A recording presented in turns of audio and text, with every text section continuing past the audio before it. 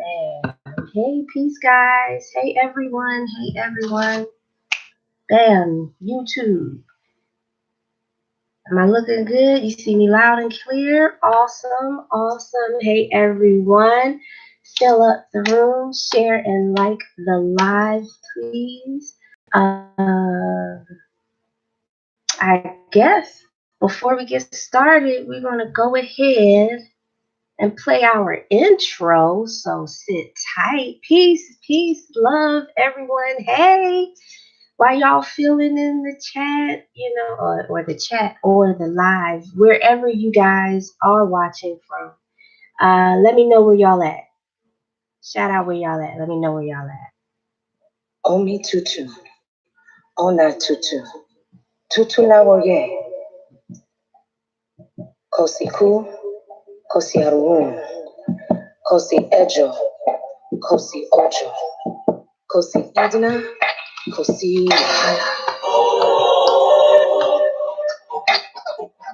I call upon the power and spirits of my maternal ancestors. I call upon the power and spirits of my paternal ancestors. Reno! Spirit of your spirit, blood of your blood, bones of your bones, flesh of your flesh. I call upon you to come forward to hear my prayers and requests. Oh, I do pray. I pray.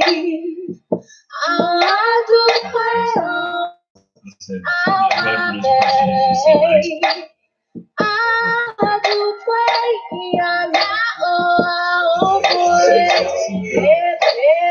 Yeah, I did get at it again, Jasir. Ain't no worries. We're going to make everything work out.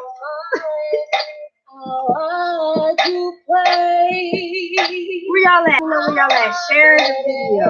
Share the I do pray.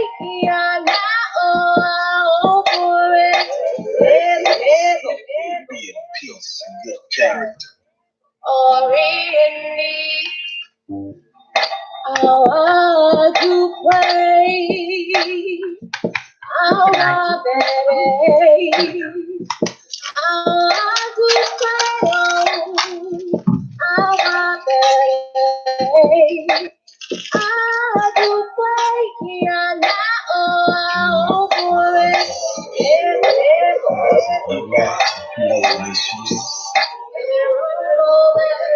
Shout out Delaware.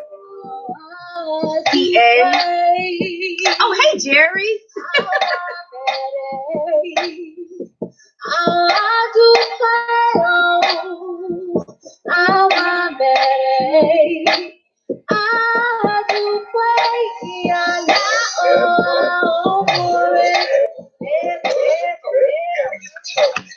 Nat Turner, Malcolm X.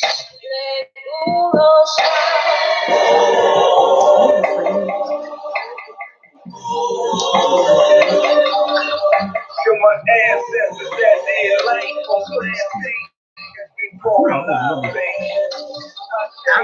To my ancestors that they lay on plantations before elevation. Yeah, I do. Teach the children how to fall and everything, Jerry. Yeah, I do. Poor souls be lost in that middle passage. Souls who fought back, we mourn through closed caskets. Souls whose offspring was ripped from their arms, sold off like they was cattle on a farm. Field niggas slaving sun up to can't see, escaped and got shown the meaning I can't breathe. Queens who fell victim to masses, passes, resisted, hand nursed gas from lashes. Souls who spit water from designated fountains, pick cotton for crumbs, raise fams in the slums. From trees they hung like Christmas ornaments. This redneck sip beer, cut off ears for souvenirs. Still, blast up in your head, cries and boom, boom, boom, baby, sacrifice. Stared death every day between the schools and stood firm until they revised the rules.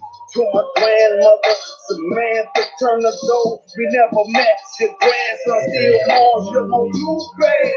For giving birth to Ashley, who inevitably gave birth to blasphemy. Was only 48 when God called you home. If you left my heart in pieces.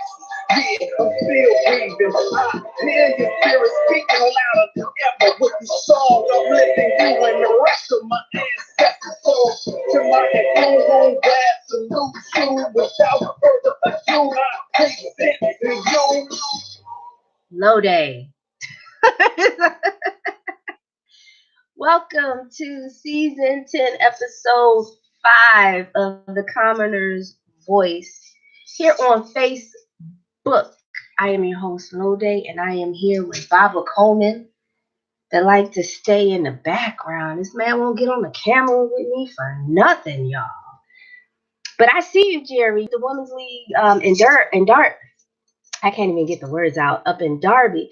Yeah, you know, I used to play professional. This isn't basketball, but I used to play professional football a couple years ago too. So keep that up, man. Us women need outlets to get our flex on athletically. You know what I'm saying? So, hey sis, how you doing? How have you been, Sakia? Oh my gosh, that's a childhood. Anyway, Sakia is up in the room from taking it way back to young Lode, to young Octavia. That's where Sakia taking that back. But tonight, guys, listen, we got a topic for y'all. I want to know, is identifying and being a part of the ADOS movement, is that in fact anti-Pan-Africanism? Is that not being Pan-African? And I want to know this because I don't think that it is anti-Pan-Africanism. I think it's a part of that Pan-African story. That's what I think. I think as the person or the Africa in Kenya and the African in Nigeria and the African in Jamaica and the African in Brazil, you see how that works? We would be the African in America. No? Is that not why we're called African Americans in the first place? Somebody asked what's ADOS. Oh, good question. ADOS is the African, excuse me. See, now I'm messing it up. It's American Descendants of Slavery. It's pretty much the movement that's picked up a lot of momentum within the last, 3 months? Last 2 weeks. I mean, it's probably been up, but especially the last 2 weeks. Especially the last 2 weeks. I'll agree with Bob over here. Especially the last 2 weeks. But it's definitely picking up momentum within the last 3 months over here in the U.S.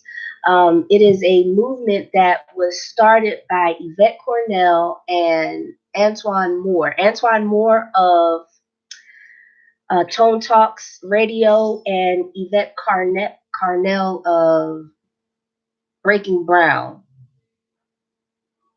Oh, snap. Breaking Brown. I'm messing, guys, you know I'm messing up people's names because I want to get it right. But those are the founders of the ADOS movement. It's the American Descendants of Slavery movement. And it is the movement through which Africans in America are seeking and enforcing that we receive reparations right now.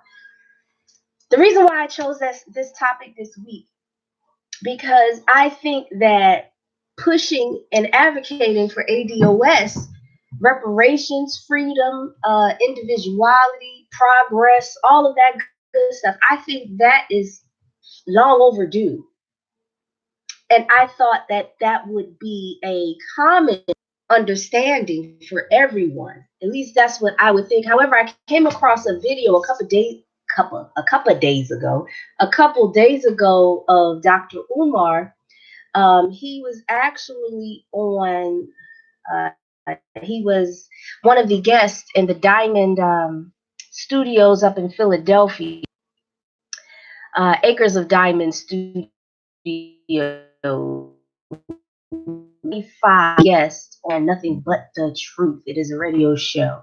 The title of that show is FDMG Future and Black Consciousness. Okay, that was the segment that Dr. Umar was on. And in segment, he says he respects the movement, but he does not agree with it and he doesn't support it.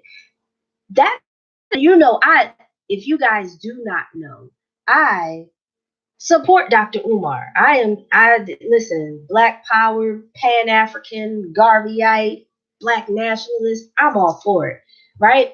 However, the reasoning that he said that he does not support the ADOS movement was kind of sketchy. Like, I don't think it was well thought out. And I just wanted to unpack that and break it down. So we're going to get right into it. Look, y'all know I got to look all around here. There we go. We're going to get right into it. I want y'all to hear his comment, and then we're just going to break that shit down because American descendants of slavery, I don't think that separates us, and I think it is a misstep to claim that we are trying to unidentify as African because we're calling ourselves American descendants of slavery. Are we not? I mean, we are the fundamental people of this land, and we are, in fact, the only people that has fought in every war to protect this land. We've been here. We fought every war for this country, and we helped other countries to fight their wars also. And I think it's high time, it's past due that we get our daggone acknowledgments. But before I go too far into that, because y'all know I'll spill all the beans, and it'll be a boring ass rest the 50 something right into Dr. Umar's comment. Now, first you'll hear a caller. A caller called in, asked a question, and then Dr. Umar responded. Okay? Yes, sir. I just want to ask you two quick questions real quick. I want to get your thoughts on the ADOS movement and the foundational Black American movement. I've been following you for a minute, and I know you guys kind of share some of the same talking points, like on the we have been the only group, basically like being the only group that nobody's here for. You know what I'm saying? Nobody's here to defend for us by ourselves in a situation. So I wanted to get your thoughts on that, and about on the and also because I know. Well, can I get your thoughts on that? Basically, I really can't just. I just want to get your thoughts on really on that on the ABS, the Black Foundational Movement. The ABS and the what movement? Okay, the ABOS and the Foundational Black American Movement about the reparations and everything, about how, you know what I'm saying, they don't want, Umar, he got some of the same talking points with them about the immigrants and everything about, how we being by ourselves in the situation. And people always piggybacking off of us. Let him answer. Got the question. Let me answer. Okay. Yes, sir. As far as the foundational movement, I don't know nothing about that. As far as the ADOS, the American Descendants of Slavery, I respect it. I do not support it, and I do not agree with it. I am a Pan-Africanist, and that movement violates three core principles of Pan-Africanism. Number one is identity. We are one African people. We are not multiples of different African groups. We are one human family. Now, that is where I agree. We are one human family. However, we are multiples of this one human family. Like, listen, like I said earlier, if the African in Kenya and the African in Ghana and the African in the Congo and the African in Brazil and the African in throughout the Caribbean and then the African in America, right? Those are all multiples of the one race. So we are not unidentifying. We are still African.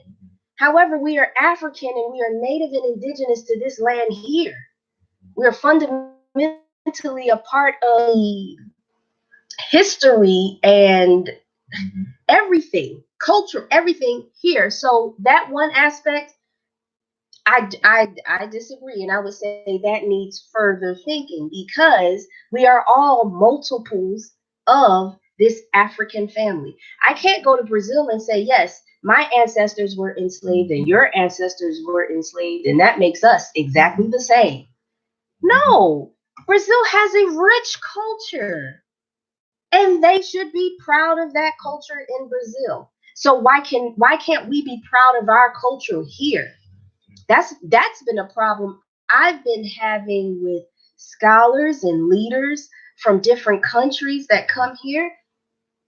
I am very proud to be who I am here. I know very much of my own history, and I don't need to drop what I have here to be a part of anything that's overseas. So I think that's a little that was a misstep. But let's keep going. Okay, so identity is very, very important for Pan-Africans and for any organization that calls itself American but refuses to call itself African is an organization I cannot rock with. That's number one. Number two, central to Pan-African thought and ideology, one of our core principles is that white supremacy must be overthrown internationally. It cannot be defeated regionally. Now, that was another kind of misstep, because that seems like an outdated way of approaching this. That sounds a bit reminiscent of, we got to have one leader. This one leader is going to help the whole globe just wipe out white supremacy, where he's not seeing where the opportunity is. Let's say, using Jamaica as an example, Jamaica is pressing the UN and Great Britain for their reparations, right? Now, that's okay. They're not including Black people in America. You know why? Because we weren't a part of it. So I get it. We were not a part of their type of slavery. So yes, they have every right to, petition and enforce and mandate that they get reparations from the people that enslaved them. That makes sense to me. However, to say that this is to take out white supremacy is going to be a global effort all at once, I think I can agree with that. However, it will take all of the different multiples of Africans globally pushing the agenda for themselves. If you guys are tuning in from YouTube, you guys see that my cover photo is of the Haitian Revolution, the victory of the Haitian Revolution. And I think it is so important to emphasize that in Haiti, there were no leaders. There was even the leader said, "Hey, you are your leader, you are your general, and you are the soldier. Pick up what you have and use it." You see what I'm saying? Like, that is what. Yes, there is leadership, but we can't look at it and say, hey, we have to do it the exact same way that Marcus Garvey did, or the exact same way that Frederick Douglass did it. It has to be modified to accommodate or be able to, so we can facilitate this in modern real time. You know what I'm saying? Like, we can't just, all of it has to happen at once. Yes, I agree. It does have to happen. And I think that if we all use the momentum, all of us, respectively, across the globe, coming on one code, one accord, and enforcing that we all be paid our daggone reparations, because it is well overdue. If we're saying our reparations are well overdue and we're the babies on the slavery train, hell yes, it's well overdue for everyone else. Like I said, we're the babies on this slavery train. Why do we have to wait for everyone else to wake up? Because at the end of the day, it should be in reverse. The elders should be pioneering this thing, the ones that came before us, but since they are unable to, allow us to pick up the torch and run with this bitch. Does that, let me know what y'all think. If y'all want to come in and share your bits, let me know. Oh, wait, let's finish. You guys, y'all know I get all... Let's see. Let's finish. You cannot defeat white supremacy regionally. We must all rise up at once. It must be an international, concerted effort by the global African family to destroy global white supremacy. Regional Black nationalism will not overthrow a global enemy. See, and again, guys, I totally just disagree with that. I agree that one sector of it is not going to be able to conquer it all. However, if there is no problem for Jamaica. You know, if it is A-okay for Jamaica to appeal and push for their reparations, I don't see why there's a problem when we want to get on board. And if I'm not mistaken, Jamaica has been fighting for their reparations for a couple of years now. For a couple years now. I think it would be bright of us to use the momentum forward, that everyone else that can, everyone start pushing. That's how you bring it down globally. Everyone has to get up on their feet and move. And if they can't do it currently, then once we get established, then let's share the blueprint so that we can all get on one accord and make that collective push. You know, it's funny as you said. Maybe that's what he was trying to say. I don't give people benefits of the doubt. I don't do that. I never do it. But maybe that's what he was trying to say. I don't know, because I agree with you. Umar shouldn't have came out his mouth like that. Umar know better. That's why I said that was a very. Maybe he needs to go in more detail about it to explain his 3 points. You know what I think? I think honestly, look, this is the petty in me. I think honestly that there is some dirt in the background that the professional in you says, I respect it, but the petty in you says, I ain't gonna support it. You see what I'm saying? And I think at this time, this day and age, and in this time in reality, I think that is juvenile. Veda said, what's up? And then you hey, Veda. Hey, sis. And somebody said it's 2018. Europe and America has no money to pay reparations. Oh, I agree. We're not necessarily, reparations doesn't necessarily mean monetary. You know how much money people have paid for their education. You know how much debt that we're in due to education and home loans and car loans. I honestly, let's finish here. I thank you for that comment, because that was a very good point. But let's finish here, because I think there's one more point. Okay, and probably the issue that I take most seriously with regard to the ADOS is the disidentification from our African immigrant brothers and sisters. I'm not disidentifying from nobody. Last time I checked, our Jamaican African brothers and sisters were enslaved. And it's interesting that he starts his bullet points with the last time I checked, our Jamaican brothers and sisters were enslaved. And that is my point. They're fighting for reparations, and it's okay. You see what I'm saying? And this whole disidentifying, that goes with the first point. There is no disidentifying. We're called African American over here. So what's the difference in switching it up and saying Africans in America or American African? That is our role here. That is our existence. This is our reality. I can't go over to Togo and say, yo, I'm black. What up, homie? Everything, we're going to treat all this like it's Atlanta. Hell no. They're not going for that. No. Like, I just think that it sounds like the professional in you says, I respect it, but the petty in you says, I don't fuck with it. You know what I'm saying? Like, I think there's some bad, I'm not going to say bad blood, but some misunderstood blood between those parties.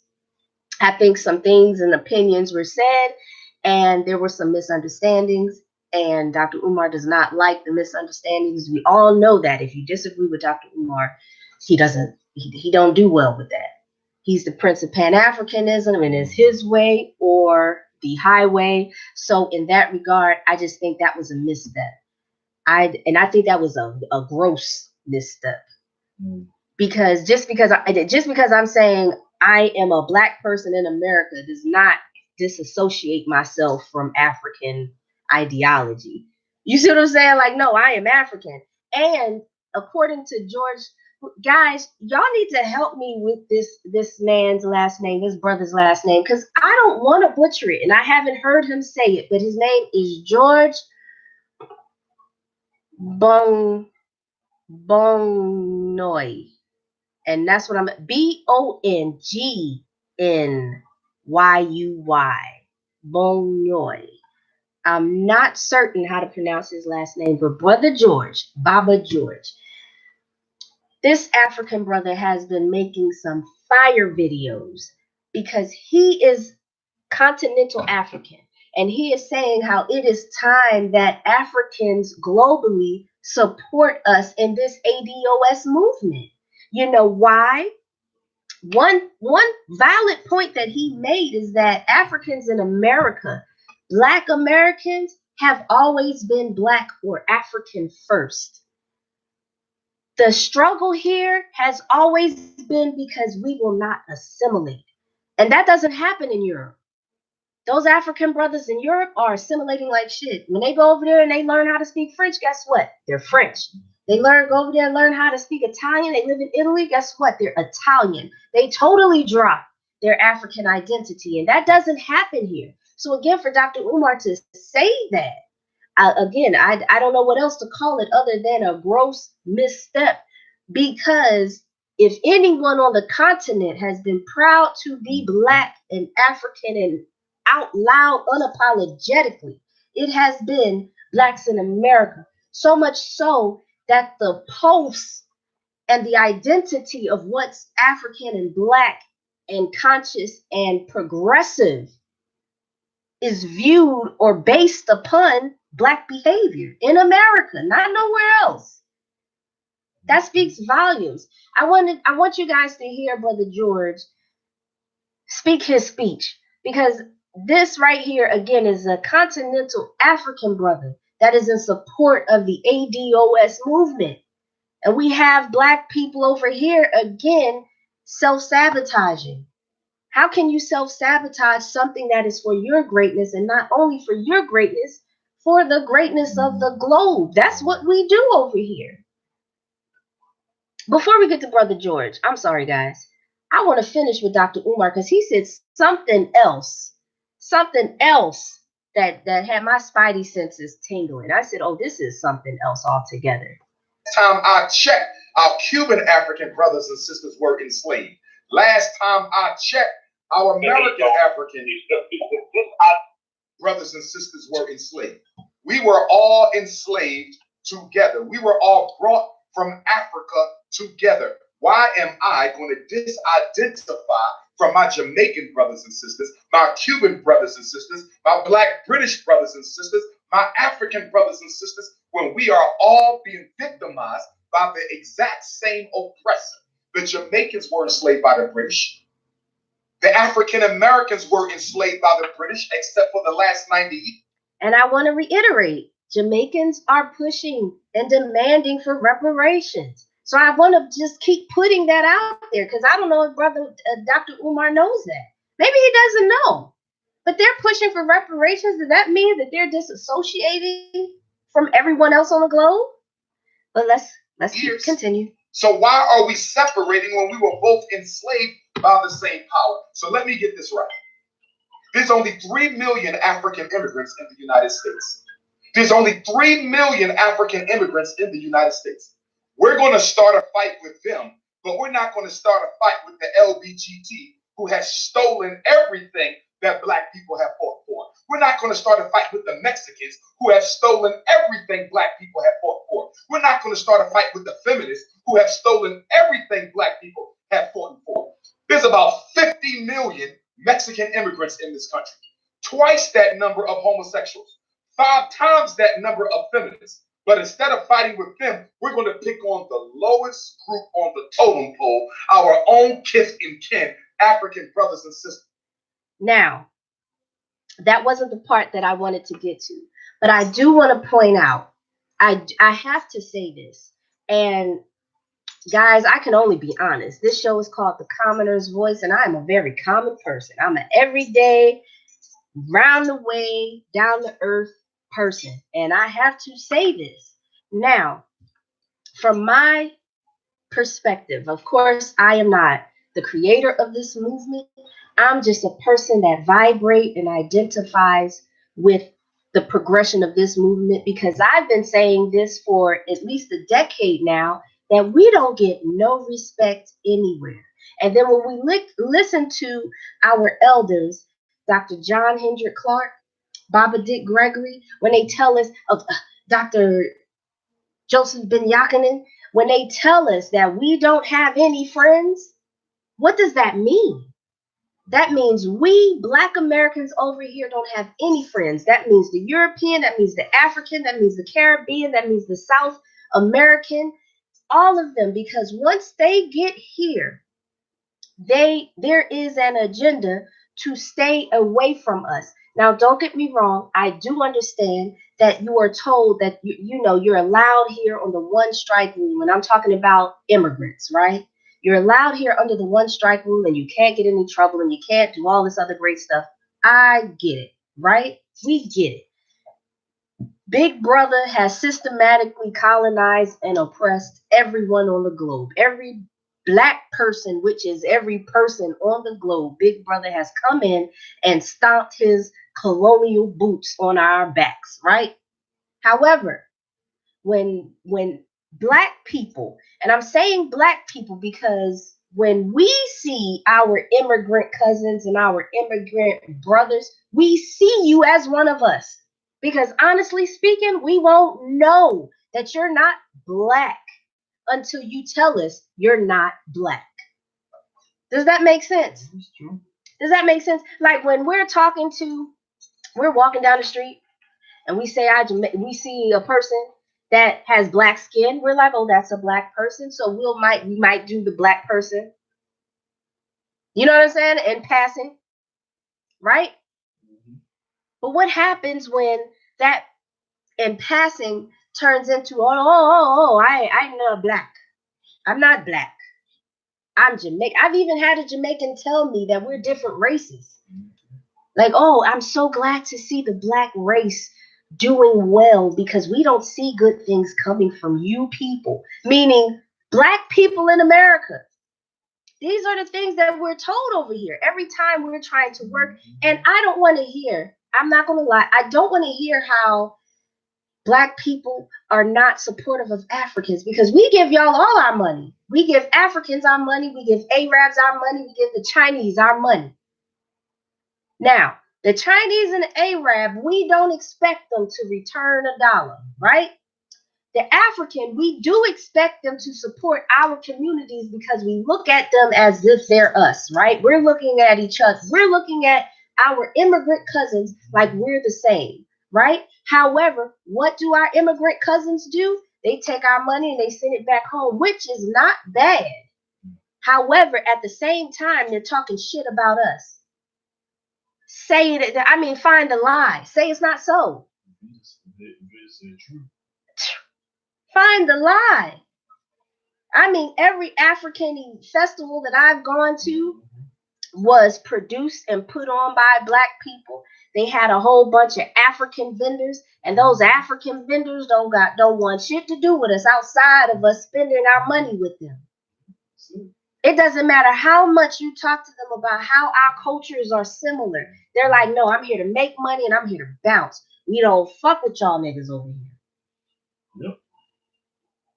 So at the end of the day, and I'm not saying that, because of that, we should kick them. No, we still, I'm African. That's what I am. But at the end of the day, if you can't get on board with the message or live how it is to be Black here, because we're not in your country. You're in America. Think about it. Can I go into any one of you guys' house and tell y'all how to run your house? That's never so true. Like, seriously, can I just go in your house? For one, walk up in your house and not speak to you. That's one. And then two, tell you how to run your damn house. So that's where I'm getting at. That's the point that I'm coming from. If you are here in America and my ancestors built this country and fought for you to come here, because prior to 1960, there was a zero capita on Black immigrants, in case y'all didn't know. No Black immigrants were allowed here. We fought for that. So much so that our HBCUs were open to immigrants to get full rides to these institutions where Black Americans can't even get full rides to HBCUs. How do I know? Because I went to an HBCU and I was furious when I found out that my Black ass could not get a full ride to a historically Black institution. I couldn't get a full ride scholarship because I'm Black. But everyone else that's Black, that's foreign to this land, can get a full ride. And that is okay. We have no problem with that. But if you come here and you get a full ride, I do not expect to open up social media and read a meme where you're mocking Kwanzaa. I don't expect that. Your free ride came off of my back and the tax dollars of the Black people in this country. White people too, but Black people in this country, not Black people anywhere else on this globe. You get a free ride to come here and go to our HBCUs and then make fun of us. But let's keep going. A house divided cannot stand. It's Pan-Africanism or perish. I respect the ADOS movement, but I cannot support it. Okay, let's go to the next. All right, there we go. That was it. A house divided will not stand. Now that I totally agree on. And that's why I say, if you are in America, if you are in North America, if you are in the United States of America, then you should be on board with what we're doing here. It shouldn't be any other way around because we're not there. We're here. If you want to fight systematic oppression and systematic racism, you have to do it our way. You know why? Because we created the damn blueprint in the first place. The part, I don't know where the other part is where I was trying to find, but he said that Blacks have an arrogance about them. What African is not arrogant? I just want to ask that question. We get labeled arrogant, but what African is not arrogant? You find me one Nigerian that's not arrogant. You find me one Kenyan, one Sudanese, one Jamaican, one Bahamian, one Brazilian that's not, one Cuban. And Hatshepsut, you know exactly what I mean when I say Cuban. You find me one Cuban that's not arrogant. You feel me? But we get the short end of the stick. When we want to be arrogant, oh, we got to sit down. That's crazy, man. I think, like I said, that right there is, I can hear all the things that are not being said, and I can hear all the pettiness because Dr. Umar is brilliant. And if he wanted to find reasons to not, you feel me, Hatshepsut? Okay, so as brilliant as he is, if he doesn't agree with a movement, I think he could have found more detailed, more substantial evidence. I think that right there was very shallow and just it wasn't well thought out.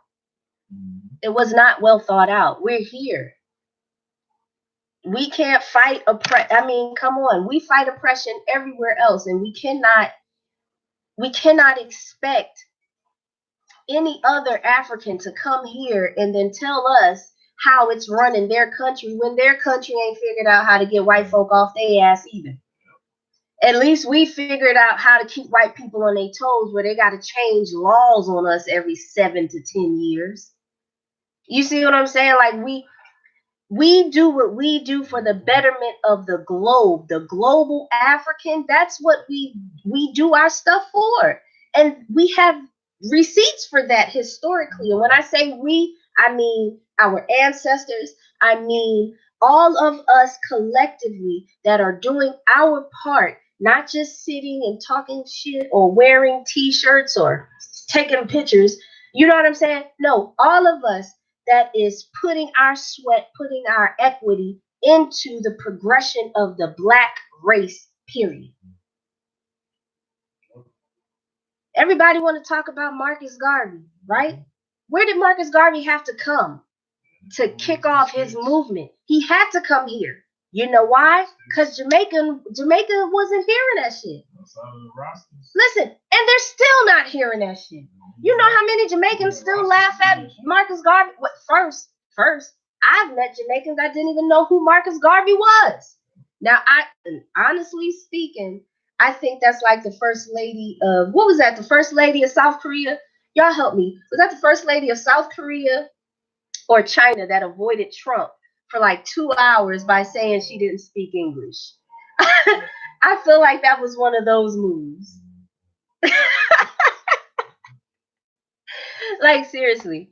But if you guys want to chime in, listen, if you're on YouTube, drop it in the chat. If you're on Facebook, come on in. This is the commoner's voice. I want to hear from everyone. I want to hear what you think, what you have to say about it. But before we get into Baba or Brother George's perspective, I do want to pay some bills.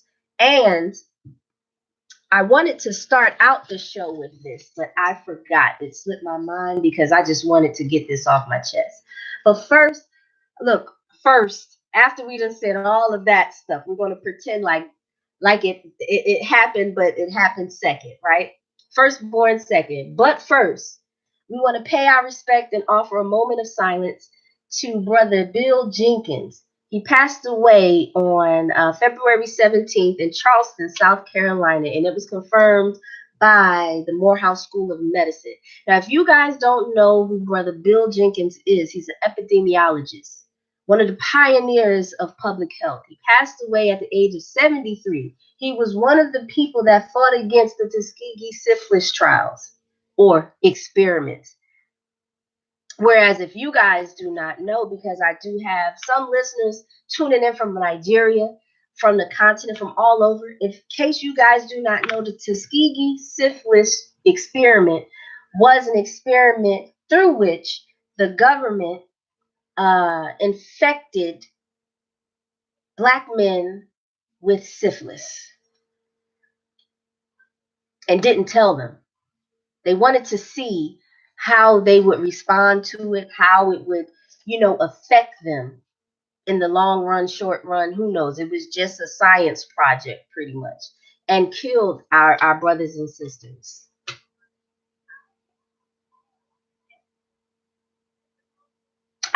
YouTube. Brother Coffee, listen, my YouTube channel, I believe, is Dr. Coleman, right? But if you search the hashtag ThinkFreshWellness on YouTube, my channel will definitely pop up. I have no idea of how to I'm learning. I'm still navigating YouTube, guys. So, anywho, so again, I want to send our ashe to Brother Bill Jenkins. He passed away, but I give thanks for his fight, his work. He dedicated his life to fighting racism that caused healthcare disparities. So I wanted to take a moment and acknowledge him.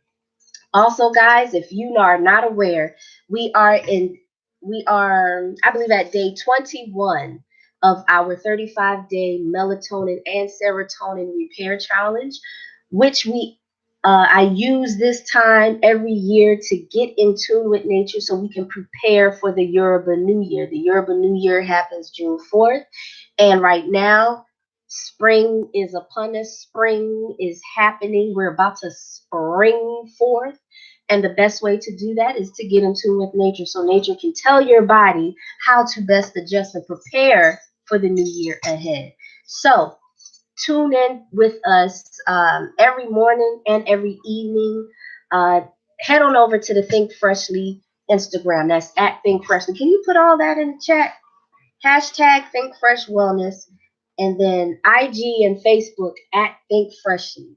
So you guys can get in on the Yay Yay Me Yoga serotonin and melatonin repair challenge. Excuse me. Also, every Saturday, we have our sip stroke spoken word classes. They are intimate. Did you hear me? They are intimate. Intimate paint and poetry workshops and classes that we have here every Saturday at the Healing House. So make sure you guys head on over to thinkfreshly.com, put that one up in the chat too, and register for that class. So now that we've paid those bills, let's listen to what Brother George has to say. Again, this brother, he is a continental African. but he's living here in the United States.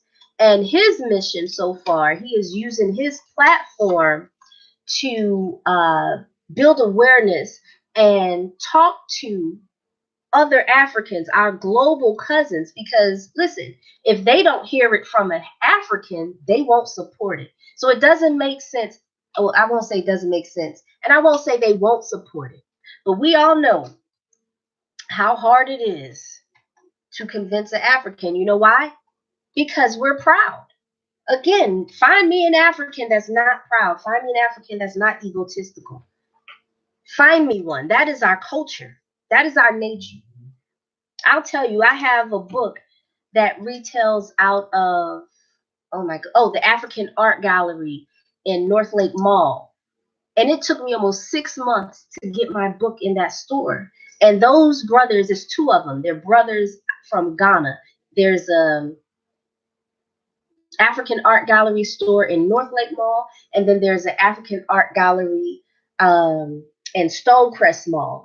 And again, they're two brothers. They're both from Ghana, but it took me almost 6 months to get my 80-page book up in that store. That man took me through every loop there was. Well, how many pages? Do they bend this way? What if I have just a particular question? Can I open the book and it'll just pop out at me? Like, that man was asking me ridiculous questions. Like, I just had to walk on water to get my book to retail out of that store. And I just kept, I will say, I didn't have that problem getting my book to retail out of Phoenix and Dragon, which was a white-owned store. The woman took, like I said, it's about 80 pages. The woman took my book, she read it, and she sold it. That's all it took.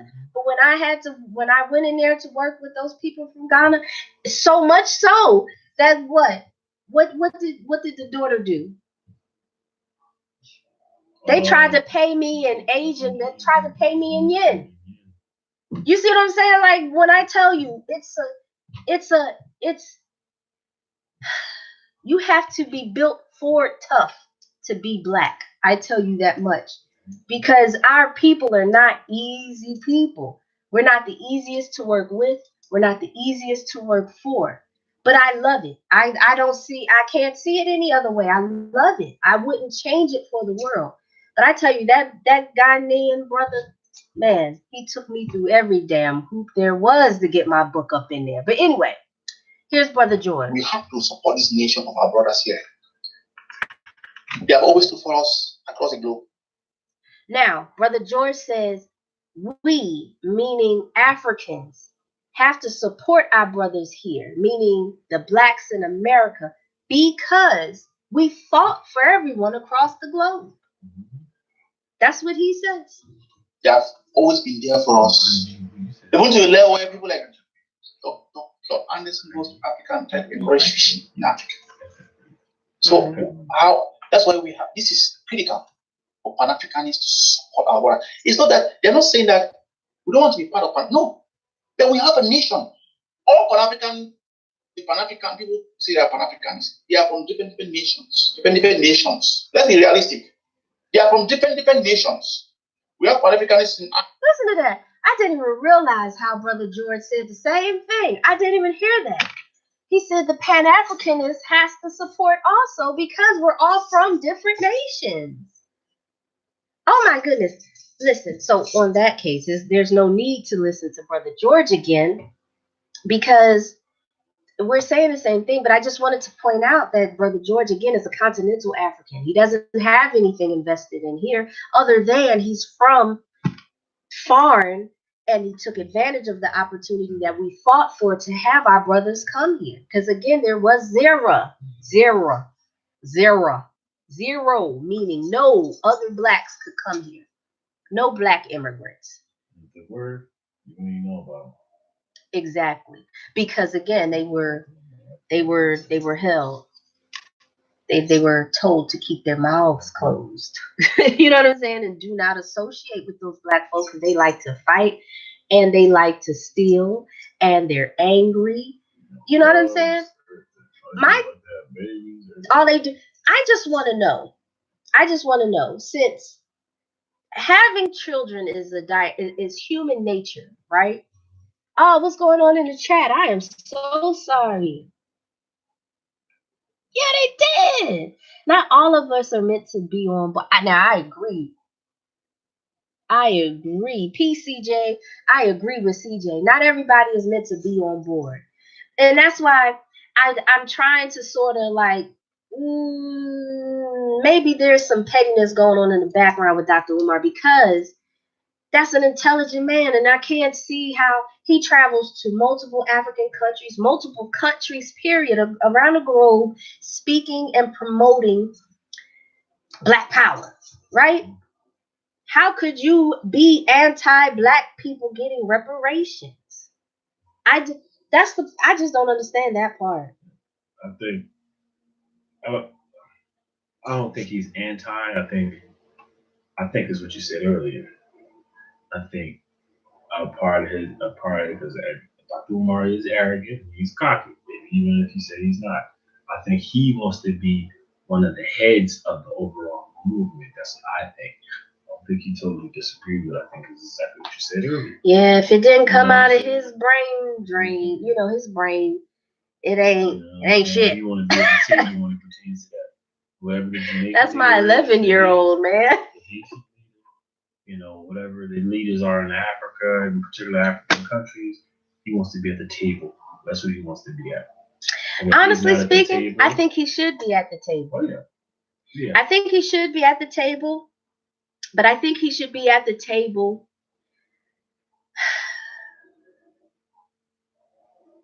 I think there should be a table with seats directly at the table. And then I think there should be some chairs that are aligning the walls. Okay. And I think Dr. Umar should be in the chairs aligning the walls because he's a worker. Mm-hmm. I don't think necessarily workers should be at the table, because then it gets murky. Because workers are more passionate. Mm-hmm. Workers, like, I'm a worker. We tend to be more radical. We tend to be more passionate.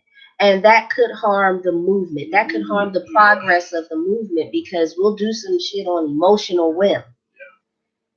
So I think the workers should have a seat at the table, but their seat should be lining, the wall. And then we have the people at the table putting together the agenda, using input from those seats that are at the wall. So you see what I'm saying? I think it should be a collective, a dynamic web of collectivity. But I think as far as Dr. Umar is concerned, he should definitely be in that room. He should definitely be in that room. Look, as he said, there's nobody doing what he's doing to the degree that he's doing. So I agree, he should be in that room. And if Tariq Nasheed and Yvette Cornell and Antonio Moore, if y'all hear my voice, he should definitely be in that room. However, he should either look, we have the table with seats at the table, and then there are seats that are lining the wall. Then there are those of us that need to have standing room. Now, Dr. Umar, he deserves a seat that's lining the wall. I think Dr. Umar can have a seat lining the wall. But then for us that are on the more grassroots, that are closer to the nodule of the community, if you will, we should have standing room up in there.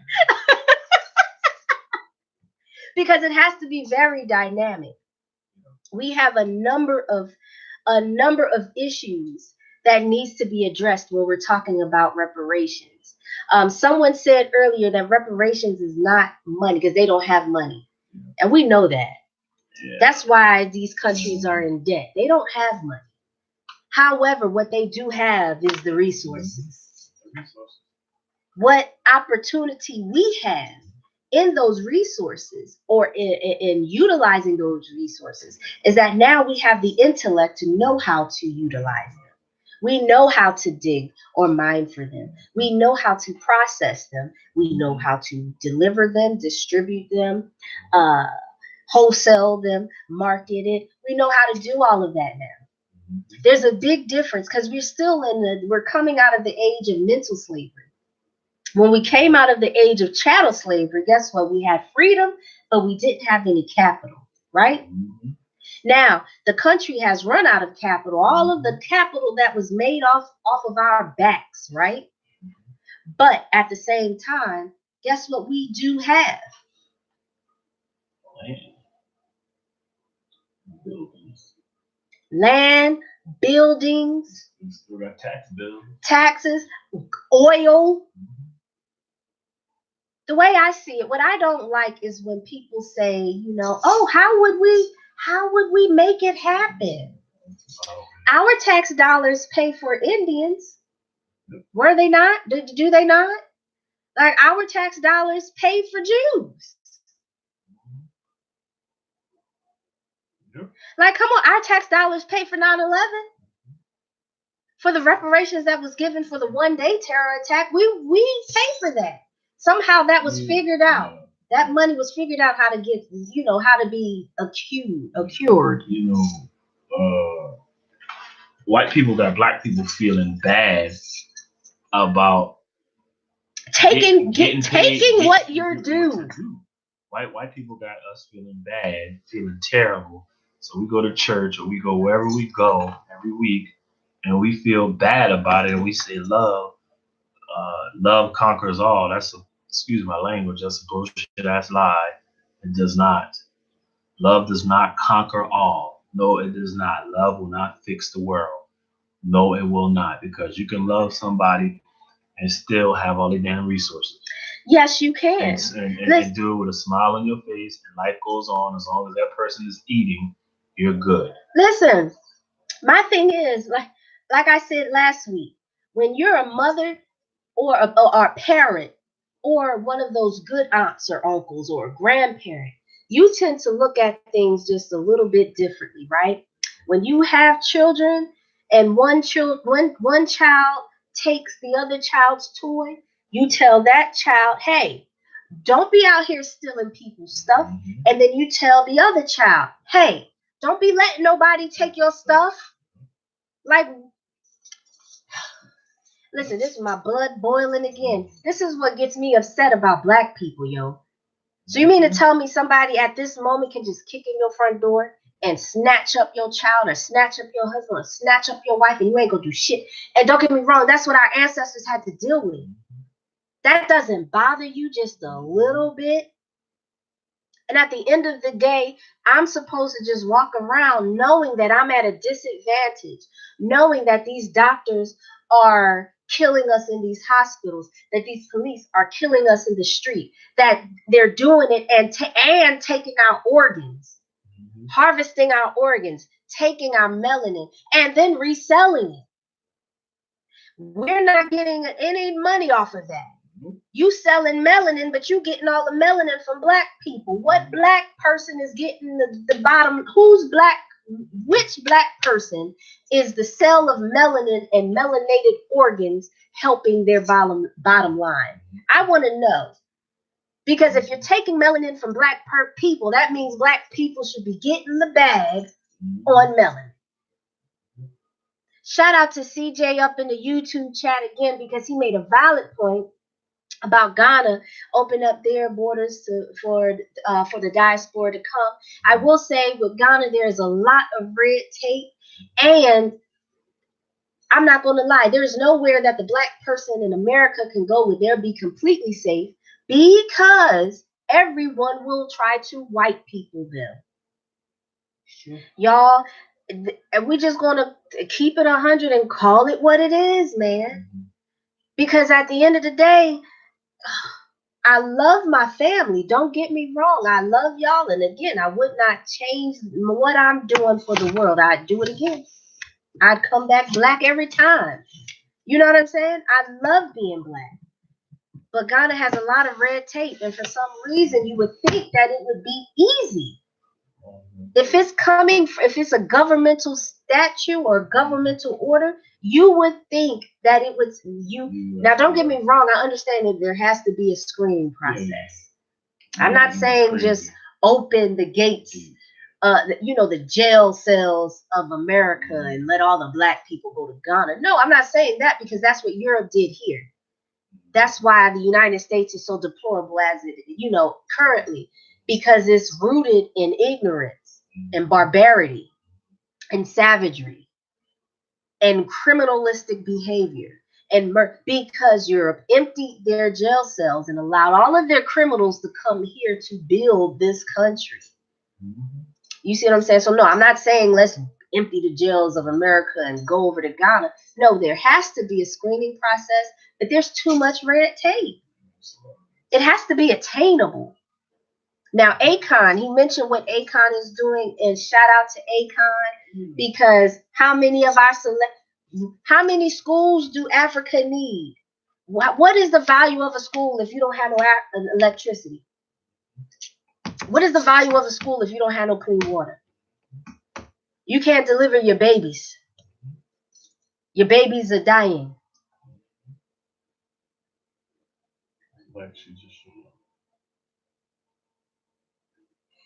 Poppy C, aka Zeus, says, "What's up, Henry?" CJ. Ooh, CJ. Look, CJ, you got class of 2000. Ooh, CJ, you got Henry looking worried. He's like, oh, snap, who is that? They done found him.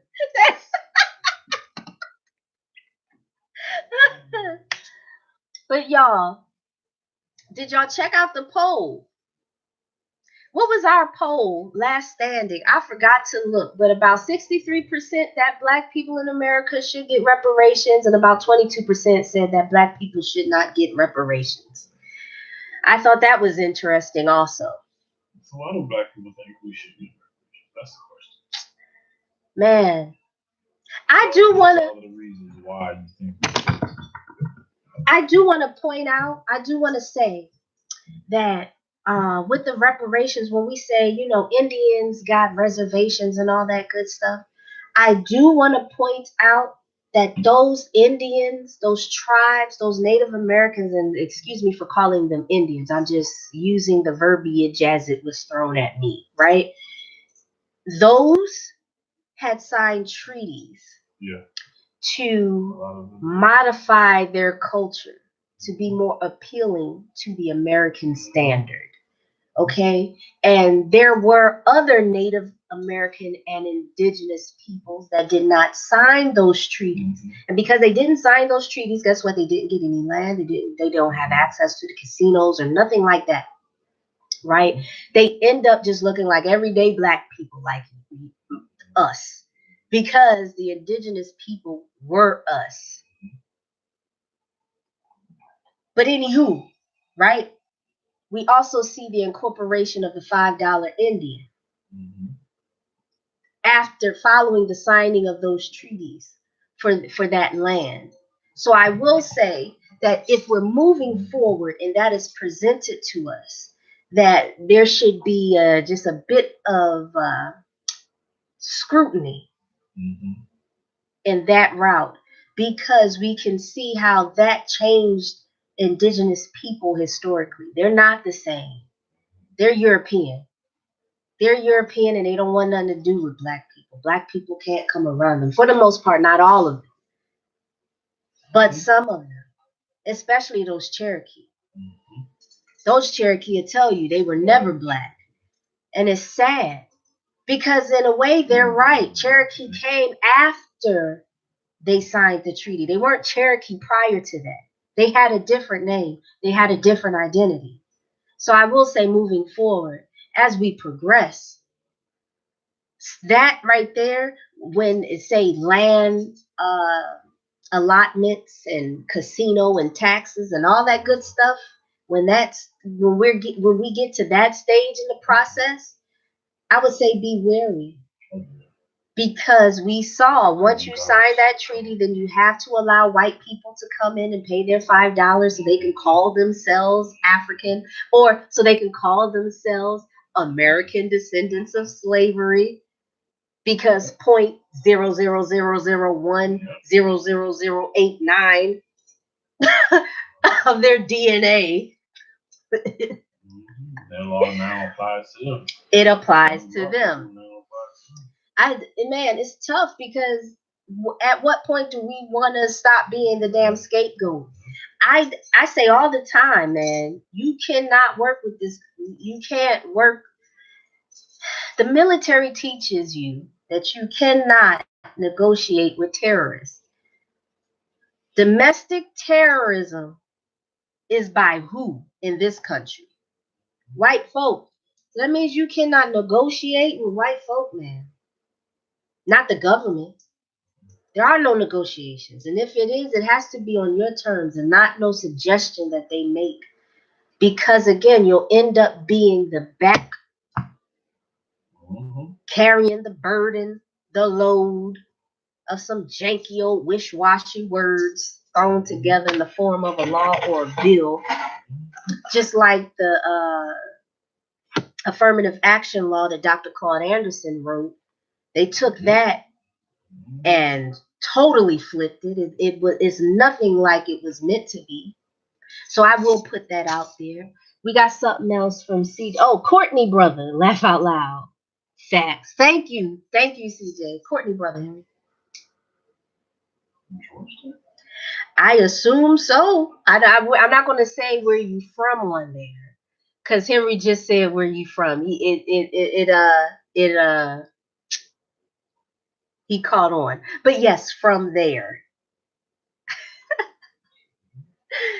Oh man, shout out to my Geechee family, shout out to my Gullah family, shout out to my Ifa family, my Yoruba family. Shout out to my African family, my Pan-African family, my Black nationalist family. All of the above, we're in this building, and I think ADOS is an umbrella that all of us can get under. Man, I think so. But y'all, I'm looking at the time. That has been my show for this week. Thank you for tuning into the Commoner's Voice Season 10. Y'all, I can't believe I'm still sitting here like, yo, I've been running my mouth for 10 years. I'm still here. Thank the ancestors, right? But anywho, thank y'all for tuning in to the Commoner's Voice here on Facebook. It used to be on Blog Talk Radio, but we moved it to Facebook and YouTube. Next week, I don't know what we're going to talk about next week, but I'll be forward. Oh, before I leave, I do want to make some notations. I posted a couple links earlier this week. One link saying that Haiti is now admitted into the AU. That was a false statement. It was an outdated link. I checked the date. The date was like from 2016, and it was a projection. So no, Haiti has not been admitted to the African Union. And that, again, why is Africa white people in Haiti? You see what I'm saying? How is Haiti, of all countries, not admitted to the African Union? You can't sit and tell me because it's not directly connected to the continent. Like, think about that shit. That shit don't even make sense. You need fresh freaking blood in the AU, man. How do you expect us to help if you're not going to get us a seat at the table? And if Haiti fought and killed for their damn freedom and their republic, how can you deny them? Because the last time I checked, nobody fought and killed and got white folk up out of their country. Nowhere on the continent. There was some words spoken over in Ethiopia. Heavy words, yes. White people didn't go into Ethiopia. However, everywhere else, ain't no black folk just retaliated and slaughtered white folk, and white people retreated and ain't never been back. But I digress. Look, I'm a woosah because it's 12 in the morning. So anywho, I thank y'all for tuning in. I appreciate it so much. I really do. I thank you guys so much for tuning in, and I'll see y'all next Sunday. It has been real. Love you. Make sure you hit up ThinkFreshlyGoods at gmail.com if you want to promote your product. If you have music that you want people to hear, you know, I'm excited. I just eclipsed 1,000 views on one of my videos. You can't tell me shit. I know that's not you know, the 300,000 views as other people get, but I am happy for my 1,000. You know how long and hard it took me to get 1,000 views on one video, man? Listen, 10 years. So I love y'all, and I will check in with y'all throughout the week, but definitely next Sunday. Peace. YouTube, I'm out.